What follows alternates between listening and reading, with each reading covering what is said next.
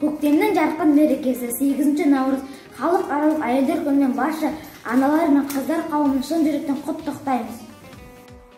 Ізгіліктің, мейірімділіктің, әдеміліктің үлгісі болған сіздерді 8 наурыз мерекесімен құттықтаймыз.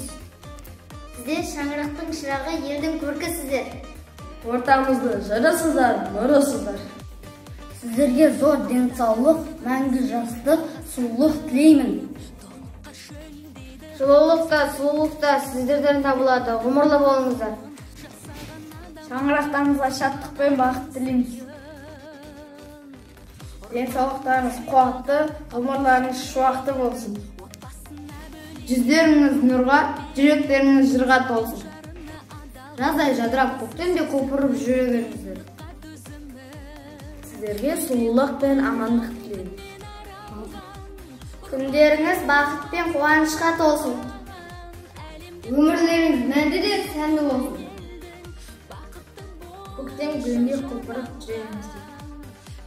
Кең пейілді отбасыдан жылы болған аналарға 18 мың ғалымның бар жақсы болғанын тілейміз.